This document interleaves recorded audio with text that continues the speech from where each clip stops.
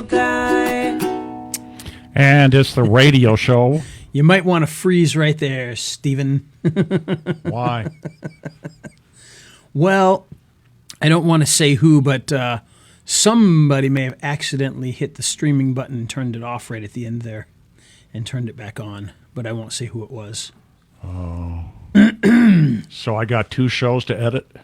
No, we're just going to start right over again. That way you only have one. Sorry, everybody. Hopefully, if you got cut off, I don't know if it actually will cut people off or if it will stop and then continue where it left off. But it may have made a new stream, and if it did, I apologize if you're trying to watch live. But let's do that whole start over again there.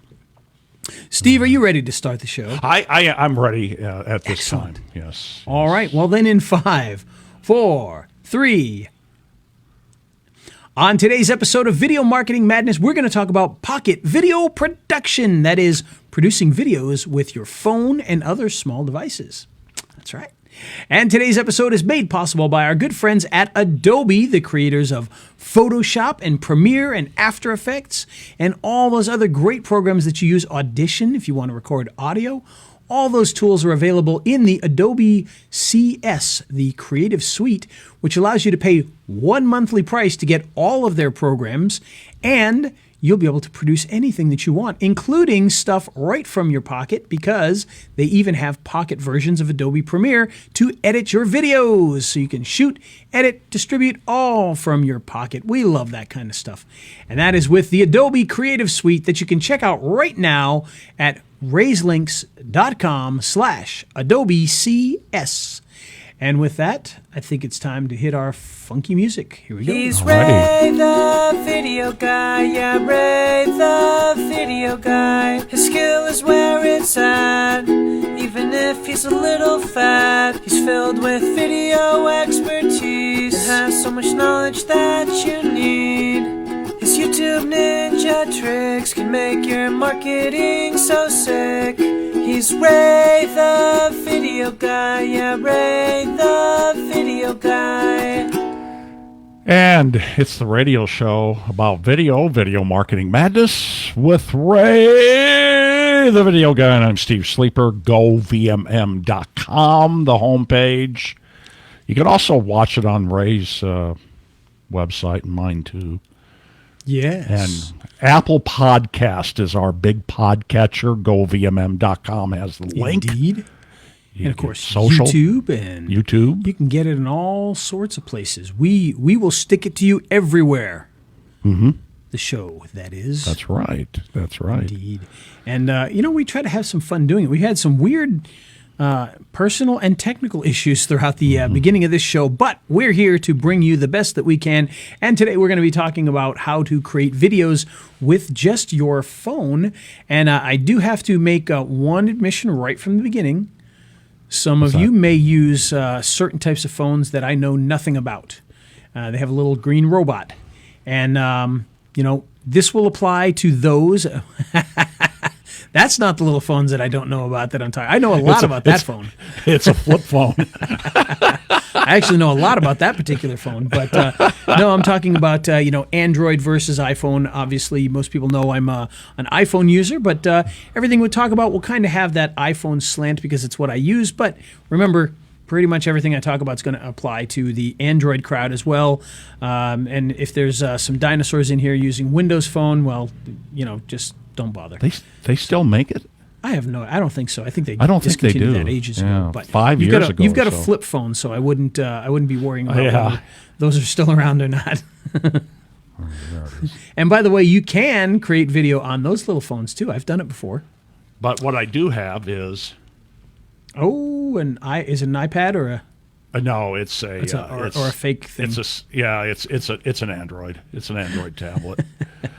Well, those can shoot video pretty well also. They do. In fact, they do. The great thing about it is, there was a new product that came out today, as a matter of fact, that helps you to shoot video with your phone, and it gives you a teleprompter right on your phone, which, if you've been around for a while, you know that phones have been used for teleprompters for a long time. But what this one does is a little bit different. It's something that I actually thought of years and years ago, but I'm just too dumb to know how to create these types of things. And had I just talked to somebody, maybe I could have come out with it years ago. But they've come out with it. It's a new version of a program. It's called Extempore.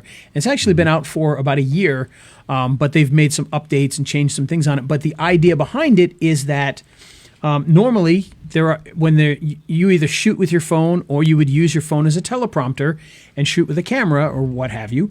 Well, they came up with the smart idea. Again, this is an idea that I actually had ages ago, which I wish I had done, where if you're shooting with the selfie side of the camera or the selfie side of the phone, you can have the text like a teleprompter running down the screen while you're shooting yourself. So in your screen, because you're using the selfie side, you can see yourself.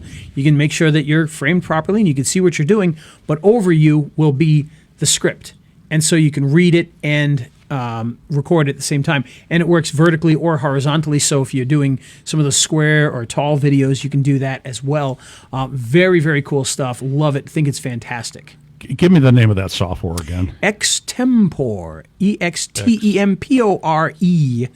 And you can check that out at raythevideoguy.com/extempore, where I interviewed the creator of the software, Karthik Ramani, a good friend of mine.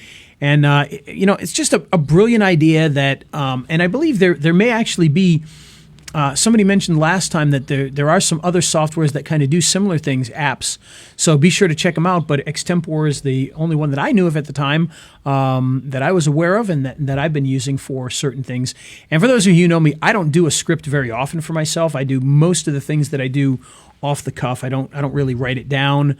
But there are some times that I do. For instance, yesterday, actually the day before, one of my partners actually sent me a script that we wanted to do for a video that we're going to do for an advertisement. So in that case, throw it into Extempore, shoot with the selfie side of my camera, and record while seeing the script. Boom, you get it done a lot quicker without as many mistakes. Makes life a whole lot easier. And a lot of people are using it for, walk around type videos because you can do it vertically. So if you're going to walk around shooting a vertical video while you're walking down the street or walking your dog or whatever it is you're doing, you can have that script on there while you're just walking around shooting, which is really where that stands out, I think, even above the traditional studio setting, because many people don't work in a studio setting. So the fact that you can do that outside of a studio setting really is a positive thing, and we really like that. So check it out, Extempore, at raythevideoguy.com/extempore. But, shooting with your phone is something I've done for a while, and I've mentioned it on here many times. When I'm shooting my stuff, I use my phone. And in the email that I sent out this morning, I kind of talked about some history.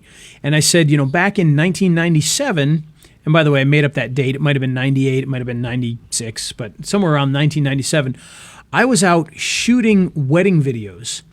And that would happen every weekend. We'd go out and we'd shoot wedding videos. And then during the week, we would often shoot commercials for cable, so car commercials or whatever the business is. And I can tell you that when we went out to shoot these videos, we had a camera that was the size of a small suitcase. It was a Panasonic Behemoth 940 or something like that. We used to use ones called the Panasonic 450s, which were smaller. They were still big. They were still the size of a briefcase, but they were smaller than these guys. These guys were bigger. It was a Panasonic something or other, and it was absolutely huge. And it shot on Super VHS, and it was attached to just a mammoth tripod. And the bottom of that tripod had a little dolly. So the tripod was on a dolly, and on that dolly was a big square, platform. And on that platform, we had it was a car battery. Okay. Wow. A car battery with a special attachment on it, which allowed us to plug in the camera and the light and the monitor. Okay. So we had three of I believe there's only three on there, and they were cigarette lighter plugs attached to the battery. Right. And so we had the giant camera on this massive tripod on the dolly with a car battery in the middle. And then we had a monitor to see what we're shooting. Well, the monitor was a screen about this big, but of course, that screen that's this big is in a box this big, that's this long. It's the size of a shoebox with a little screen on the end that we had to bolt onto that tripod. Oh, so my. We're talking about, I don't even know how much. I don't think a person could pick that whole thing up. You'd probably need to have a couple people to lift it. I mean, just a car battery in itself, you think about how heavy a car battery is. Now you add a gigantic camera and that huge monitor and everything else and a heavy-duty tripod. It's crazy. Now, that's for a wedding. So we're rolling this thing around at weddings, trying to get shots of people dancing or whatever, and it's, bigger than people. Nowadays, you could do that with your phone. And during the week, when we do the cable commercials, we had the same setup, except that then a lot of times we would have a teleprompter attached to that camera. Now, in order to attach a teleprompter to this camera, okay, this not like these days. Nowadays, when you buy a teleprompter, if you bought literally a teleprompter, in other words, you're not using your iPad or your phone, you bought a teleprompter, it's about the size of an iPad. And then it's got the the stuff that goes around it to make it work, and the glass and everything else. But the actual teleprompter part that has the screen and all that is it's like an iPad, and you can use an iPad for this. Okay. But in those days, you actually had a CRT television. So it was literally a CRT television this deep, this tall, this wide, in all directions, 3 dimensions, and it would attach to the front on the lens of the camera. Well, of course, you can't attach this giant thing to the lens of a camera. You'd snap the lens off. So now you've got an extra thing you've got to attach so that it holds that up on top of that, along with this giant tripod. So now you're talking about just this absolute monstrosity that's half the size of a car that you're using just to shoot videos. Well, now we can use this, okay? Yeah. This right here can be our teleprompter. It can be our cameras. It can be our editors all in one unit. And by the way, that giant monstrosity shot on Super VHS. So we're talking about standard definition television here that didn't look fantastic anyway. We can shoot 4K on these things. I think some of the newer ones might even start doing 8K already or pretty soon. So you're talking about think about that difference in just 20 years. That's just absolutely amazing. And so when I hear people ever say, I don't have the equipment to shoot a video or whatever, really? Because this right here replaces about $30,000 of professional equipment and does a better job than that $30,000 of equipment 20 years ago. So anyone saying they don't, that they've got some sort of an excuse for not shooting videos, nonsense. Not only do you have a phone, but every member of your family has one. You've all got the potential to shoot studio quality video in your pocket right now. Now, there are some things we need to do. Last week, we talked about building a home studio, and go back to that and look at what we talked about with lighting and green screens and all that to kind of understand. But really, if you were to take this outside and you were to have a tripod and hold it on a tripod and shoot outside, you could take amazing footage. You could take better footage than the news was taking 20 years ago. Wow. Think about that. Yeah. And they were using, $30,000 cameras outside and microphones and everything else. And you can do that right now. So there is no excuse. All you need is your phone and the right app to be able to do it. We talked about Extempore, which allows you to do a teleprompter and allows you to shoot video. There are a lot of other apps that will help you to do shooting as well. One that I use all the time is one called Filmic Pro. And Filmic Pro is, I don't know if they have an Android version of it or not. I don't think they used to, but I think they might now. They might have a version of it now for Android. Filmic Pro, on the iPhone, they've actually added a new feature to it. Because the iPhone, for those of you who don't know, the iPhone's got 3 cameras on the back, 1 camera on the front. And the 3 cameras on the back are a normal focal length, there's a wide angle, and there's a telephoto lens built on there.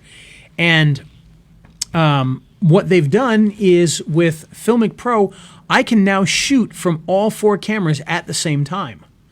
And I can do either record 4 streams of video, or I could shoot 4 on the screen at the same time and switch back and forth using the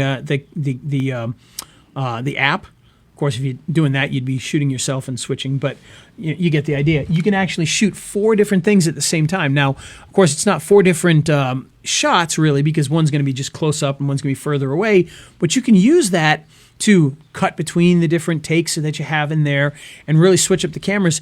And one of the things that I did recently, partially as a test and partially because we needed to do a video for a client, is I used that app and I put the camera on the tripod, the iPhone on the tripod, and I had the selfie camera facing me, and I had the other cameras facing the person that I was interviewing, and I just recorded both sides of us at the same time.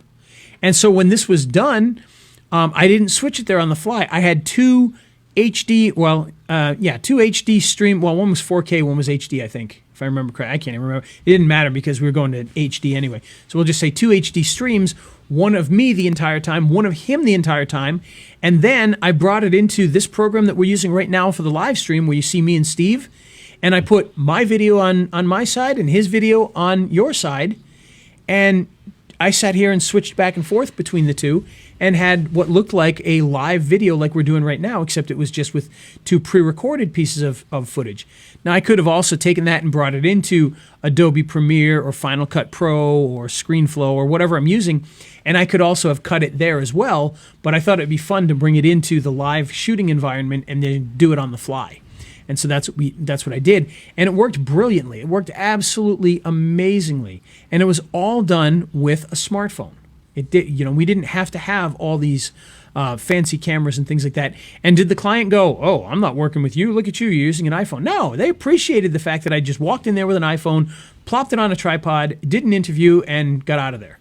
Mm-hmm. If we were doing a commercial for national syndication or whatever, we'd walk in there with tons of equipment, but we're talking about an interview about what they're doing during COVID. We don't need all that. Just need your phone. Bring your phone in there and get the work done, and that's exactly what we did, and it worked very, very well. They were happy with the video. I was happy with the video. It looked great, and it was like it was done as a live stream like we're doing right now, and it was just really cool. But you can do that all from your phone. You don't need to have big, fancy equipment. You don't need to have fancy cameras or anything else. You just need to have your phone and the right app to do it. Okay, so let me ask a question. When you're out there doing those interviews, you're in somebody's lobby, okay, somebody's office, something like that. What do you do as far as lighting? It all depends. Sometimes what I'll do is I'll just bring this. Yeah, and okay. This is a small one, and I've got a big one too. But for those who aren't watching, who are listening, what is that? Yeah. I've got a Movo. Actually, I think it's a 7 Oak, but it's 7 Oak and Movo are basically the same thing. But it's a Movo LED light that fits onto a little tripod or a big tripod. You can put it on anything, really. But I've got it attached to a little mini tripod, one of those little flexible ones that you can get at Best Buy that wrap around things and whatnot.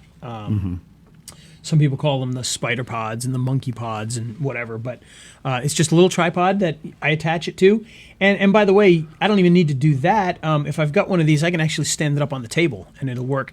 And most of the times, for those types of shooting situations, it all depends on what we're doing. If we're just trying to get in, interview somebody and get out, a lot of times the fluorescent lighting in the room is going to be good enough to just get it done. But I can bring, if I know I'm going to really sit down with some people and do a good interview, I'll bring the bigger LED light along with the pole to hold it and, set things up and whatnot. But you can do that with a small light. You can do that in fluorescent lighting. I mean, Steve, you don't have professional lighting on you right now, do you? No. And you look, you look even. You look well lit. In fact, technically speaking, you look more well lit than I do right now. And I am sitting in a studio, and I do have a studio light up here. So. It's just two LED desk lamps, one here, one there, on either side. So it doesn't take much. And these, these phones are built with the ability to shoot in poor lighting situations fairly well, which is surprising considering those little tiny lenses. So just to, some kind of lighting, fluorescent lighting, go outside, do it outside where there's, you're not going to beat the sun. If you go out into the sun at the right times, you can get some really good footage. A cloudy day is just perfect for that kind of thing. As long as it's not raining and it's just cloudy, you can get some really nice light, and it's not going to be harsh. It's not going to be beating down on people, and it'll look really good. You know what a lot of people do when they're doing something on camera? They go sit in the front seat of their car on the passenger side and shoot from there because it's good lighting. That all they have to do is set the camera there and they go. And that's I why shoot they from do my it. car once in a while. Yeah, I've seen that. And I mean, you get good lighting, especially if it's a sunny day outside. Although, now, do you like when you're shooting outside, just using ambient lighting, do you like sunny or overcast days better? I like overcast days better. Okay. For the look, it's like having a filter on your light, with those Right, clouds. right. Kind of spreads the light out and whatnot. But you can do it in the sun. Just don't maybe noon when it's directly overhead is not the best time to do it. So if you do it earlier in the morning, later in the afternoon, you can get a much nicer light with that. But the sunlight, you can't really beat it. So Yeah, that's why people like shooting on the British Isles, because it's that filtered sunlight all the time. Yep. Takes beautiful shots. But again, the whole point of this is that you've got the camera that you need to get out and start making content. So you need to do it, especially right now. If you're stuck at home and, you've got a business, but you can't really open it right now, why record videos teaching people about the stuff that you sell or the stuff that you do? Have a nice backlog of these videos. Get out there and shoot. That way you can distribute that stuff out there. And when you're back to business, you'll be able to really knock it out of the park, get a YouTube channel set up and do all of that stuff and have some really, really good videos. And again, we're talking about your phone being better than professional equipment was just 20 years ago. I still think back to that. And sometimes I sit and wonder, Steve, what the heck even happened to some of the equipment that I had back in those days? I used to have these two Panasonic TV cameras. They were literally from a TV station. Yeah, I remember and I those. don't know what the heck I ever did with those things. We used to shoot with them once in a while and everything just for fun, but I don't know whatever happened to them afterwards. I don't know if I sold them or gave them away or donated them or what. I don't know where they are. But yeah, I worked for a company that shot TV, well, not TV commercials, but sales videos, for companies.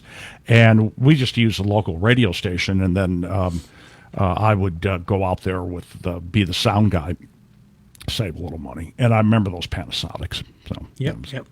Yeah, those TV cameras, they were interesting because they were a little different. They were kind of like drone cameras almost, and when I say drone, I don't mean like, flying helicopter drones. I just mean they were kind of like dummy cameras, so you needed to have them attached to things to control them and whatnot. Right. But they're pretty cool, cool little cameras. We could do some. Well, we stuff thought it was pretty cool that the TV crew showed up with a Volkswagen as opposed to a box truck. Back then we thought that was pretty amazing. So. Oh yeah, yep. No, it's even back then, it didn't take a whole lot. We'd bring a couple lights, the gigantic camera and the tripod and the monitor, and we could set up pretty quickly and do things. But it's just when I think back to how much it took to just make a simple video back then versus now, and the fact that everybody isn't making videos just kind of makes me just sit there and go, wow, how can that be possible? I mean, you could literally. Okay, I want to take an example here. Okay, if let's say you are a small restaurant, right? And you wanted to do some advertising, it would not be hard or expensive for you by yourself even to take your camera or your phone and maybe, a couple of the other people there's phones, shoot different angles of things, interview people, write a script, shoot some things out, edit it together, and have a video that's like a TV commercial that would be better quality than TV commercials were 20 years ago. Mm-hmm. I mean, you could do that. It would take a little bit of thinking. It would take a little bit of planning. It would take a little bit of expertise and practice to kind of know what you're doing as far as what's in the commercial and whatnot. But from a technical standpoint, you could do that. In fact, if you're a restaurant, why aren't you doing that? Right now, people can't even come into your restaurant and sit down and eat anyway. It's empty. Why not have, people that you work with sit down and pretend that they're customers and videotape them and create something for your restaurant? I mean, it's not, it's something that can be done right now. It can be done inexpensively, and it can be done with your smartphone. And if you don't think the smartphones are good enough, we're at iPhone 11s right now, with all these cameras in them and everything. Back in the days of the iPhone 5, okay, so that's 6 generations ago. Actually, more than that, because they have those, half generation ones with the 5S's and all that. Oh, yeah. Bentley, the company that makes, $8 billion cars, they were shooting commercials with a set of iPhone 5s and editing on an iPad to sell cars that, cost $250,000. And they were good commercials. They were good commercials, and they were doing it to make a point that it could be done. And they did kind of a documentary of it all being done. But that was with iPhone 5s that did not have the kind of cameras that the phones nowadays have. They had good cameras then. They had great cameras then, really, but not like they have now. And so can you just imagine what can be done if you're willing to get out there and actually do it and use what you have before you? Pretty impressive. Well, if you read the online newspaper now, they make sure all their reporters have iPhones and a tripod when they go out. And a lot of the pictures that you see in the paper are taken with iPhones. The videos that you see on the website are taken with iPhones. It's just a reporter and a tripod. They can't send out a reporter and a photographer anymore because the budgets aren't there anymore. They don't have the printed circulation like they did. Well, and that's the thing, and that's why, if you notice, back in the days, I used to do a lot of shooting. I used to go out and shoot commercials. I used to shoot businesses. I used to shoot interviews. I used to shoot this and that. And I was always out on the road shooting this and shooting that. And I don't do that anymore because it's almost like a why bother? For simple, basic shoots, it's better and easier for me to just teach you, hey, here's how to do it with your phone. Go do it. And send it to me than it is for me to set it all up, because I have to charge a lot of money for that, and people these days don't want to pay that kind of money for production work. I mean, commercials that we used to produce, they used to be just for just a car company. Imagine a local car dealer going out and shooting in the old days. We're talking about $50,000 to $100,000 to do a commercial, and I used to work for a company that's what they did. They shot mostly for car companies. They did a lot of other things too, but a lot of the commercials they did were for car companies. And again, I'm not talking about Ford and Chrysler and Chevy. I'm talking about car dealers, John's Ford or whatever. Yeah. And we would go out and we would shoot these things, and they'd be $50,000 to $100,000 to go out and do them. And what happened was these guys had been doing that for so long. They've been shooting commercials for 20, 30 years. Well, all of a sudden, these car companies could get a small one-man producer to come out with a nice digital camera, shoot and edit the video that we would normally charging $50,000 to $100,000 for, and he'd do it for $3,000 to $5,000. And these guys were not prepared for that. They weren't prepared for when that happened. They had hundreds of thousands of dollars worth of equipment that was now pretty much obsolete, and they had to still charge those prices, and they couldn't get those prices. They had to make major changes, and it was a scary thing for them because they couldn't do the things they did before. Now they had to do twice as many commercials for a quarter the price just to keep things going. And, that was the first wave. That was when we went from rooms full of equipment to do video editing, which when I walked into the door to work for this company, that's what they had. They had a room filled with VCRs of different kinds and tape decks of different kinds and switchers, and it took up the whole room and everything. And they were just starting to get into computer editing, which was a joke because they were about 12 years behind at this point. I've been editing with computers for over a decade at this point in time. So they were very slow adapters. And they finally did it. This is probably this has got to be pushed in the year 2000 at this point, I bet. Wow. As a matter of fact, it was somewhere between like 98 to 2000, because I know by 2000 I was working in Boston before September 11th. So it was somewhere in that very end of the decade where they were still not even using computer video editing systems. They were still using the old-fashioned stuff and trying to get $50,000 for a commercial that these guys with digital cameras and computers could do for $3,000 to $5,000. So it was a very big change. That was change number one. Now the change is anybody can shoot anything with their phone if they have the right knowledge and the right software to do it. And like I said, Extempore, Filmic Pro is a great one. There's a bunch of other ones out there. Those are the two that I use. And they do a tremendous job. And you've got an app built into the phone that will do it as well. It's just some of these other apps put more professional spins on cameras and give you more control over the image, whereas the built-in ones try to not give you control because they want you to have a good picture without having to do anything. So it's you can go either direction. But those are what I use, and I produce almost everything using my phone and one of those two softwares. So there you go. That's it. Hey, backtracking a little bit, and this is trivia time for Ray. Trivia time, all right.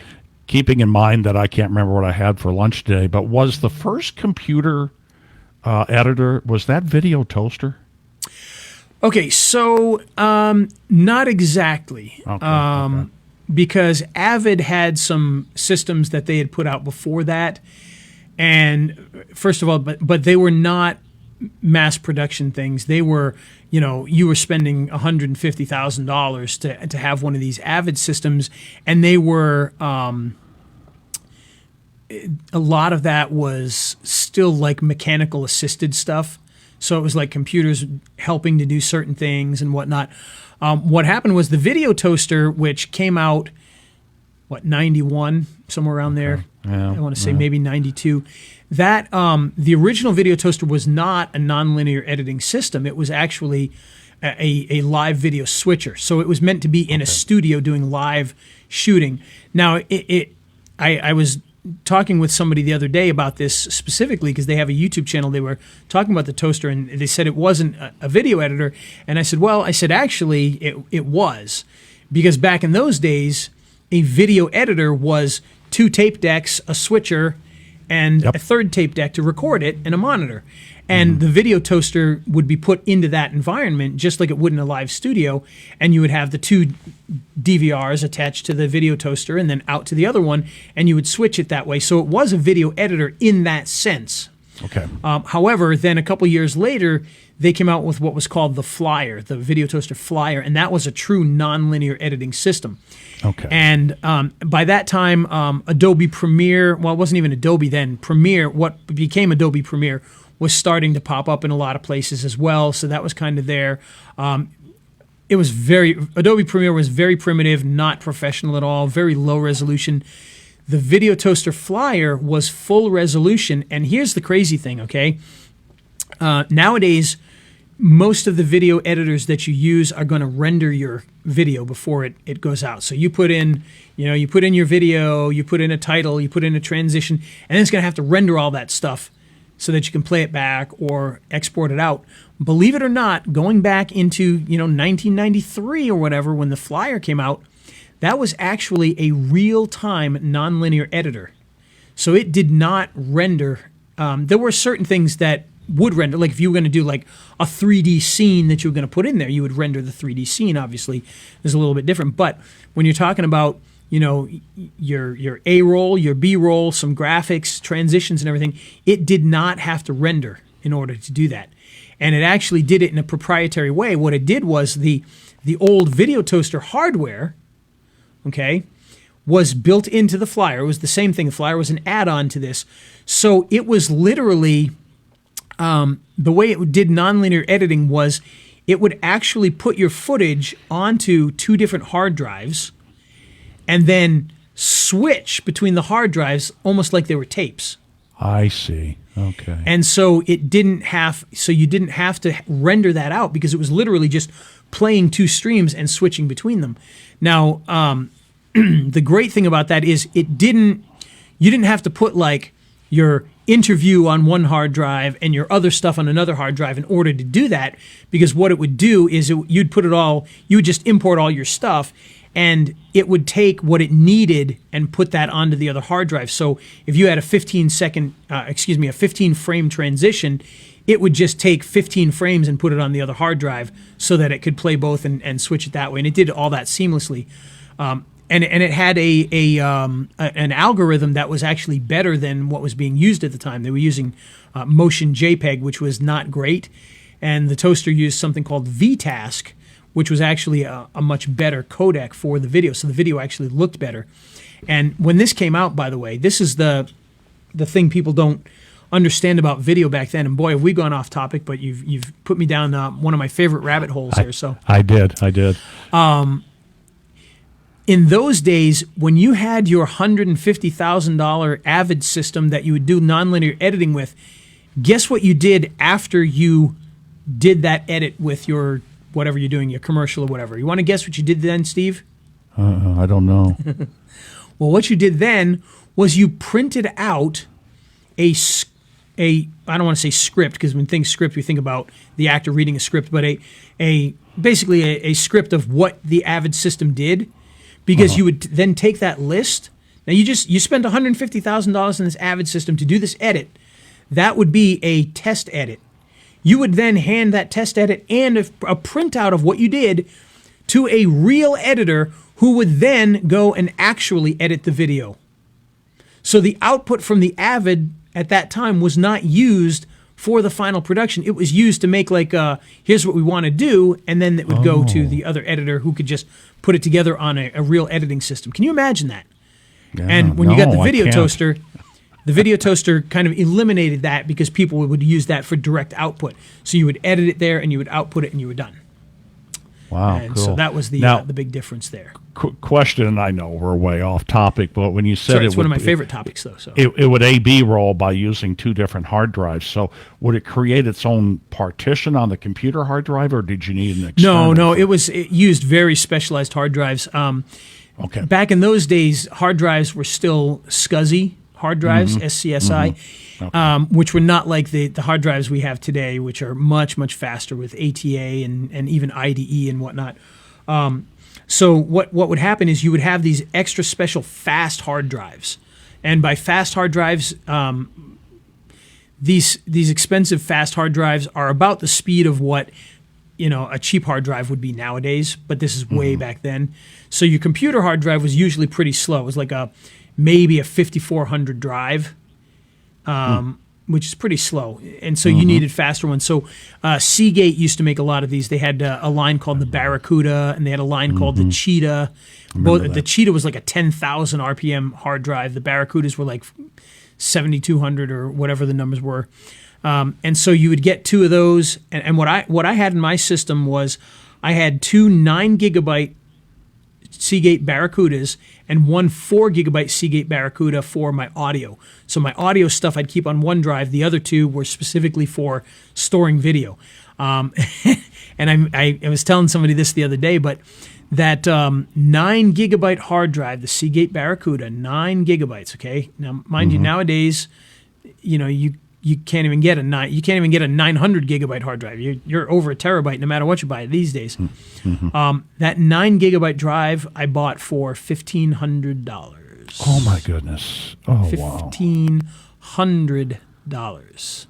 Man, oh man! Now you can probably get I don't think they really have 9 gigabyte hard drives very often. I don't think they're that high yet, but you can get terabyte, but you can get a 2 terabyte hard drive for $90. So. Yep. When I talk about a difference, woo, daddy. And by the way, just so people understand, the hard drive speed thing is still an issue today.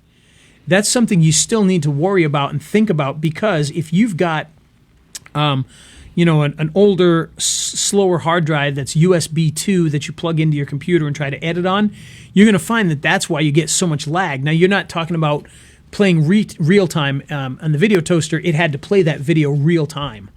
And in a video editor now, you don't really have to have real-time playback in order to do that, but you will see major slowdowns on your playback, on your renderings, and whatnot if you're not using good, fast drives specifically for that. And there are tools that will test and show you how fast your drive is for that. So that's still an issue. That's why I use, on my Mac, I use Thunderbolt, or nowadays some of it is USB-C, USB 3.0, things that are fast enough. In the old days, used FireWire and whatnot. But Right. which Exactly. FireWire did not even exist back in the toaster days yet, so didn't get that until a little bit later. That was one of the big complaints. Like, hey, when can we hook FireWire to the toaster? So, yeah, I got a new Windows 10. My old Windows 7 machine was built in 2013. You couldn't convert it to 10, so I had to build a new computer for me. USB 3s all over it. Yep. So that's so nice. I've got Thunderbolt and USB 3. Yeah. Very, very good.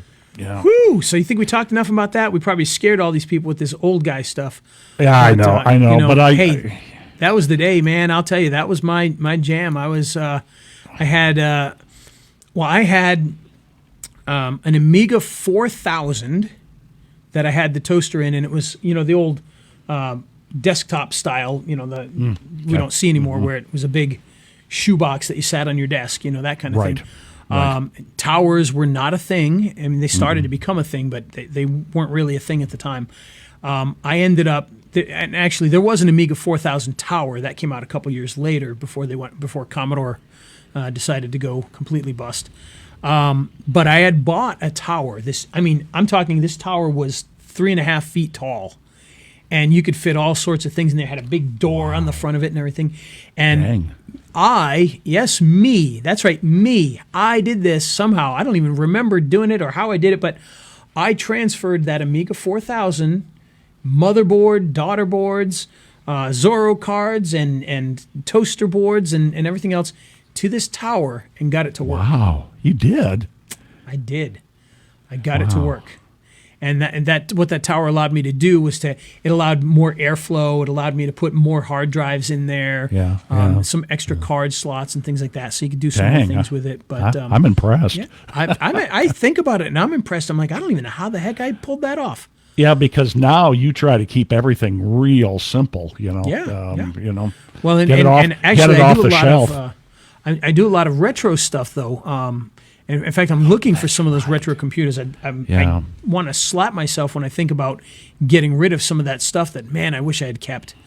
Old Commodore 64s and things like that. And I had Amiga 1200, and I had the 4000, and man, I wish I'd kept those things. They're worth a fortune now, and they're hard to come by. So they are. Yeah. We always joke about the Commodore 64. And the fact that I was still on a Commodore 64, and you got real excited. You are? No, it's a joke, man. I had one back in the day. Well, it's for those of you that are old enough, you know what we're talking about to an extent. Yeah. For those of you that are younger, you're like, what in the world is that? No, there was a time when Microsoft and Apple did not rule the computer world. There was a company that dominated them for many, many years. And you think back, I mean, even some of their less successful stuff was pretty amazing for the times, and compared to nowadays. But now we're stuck with basically two. You get your Apple, or you get some sort of company making a Windows-based computer, and that's it. You don't really have much choice. But back in the day, there was a lot of different choices for computers from Commodore, from Apple, from Microsoft. Didn't really make computers, but they made the Windows and whatnot, and actually DOS at the time, and Amstrad and Sinclair. So there's a lot of different companies out there doing different things. So you should look it up. I'm a big old time geek. I watch a lot of. In fact, when I'm not on here, I'm usually watching some video about how to, rebuild an old Commodore 64 or 128 or something. So my freshman year at Creighton. No, sophomore year, 1974. I'm old. I took a class. That's when I was born, folks. I took a class in computer programming.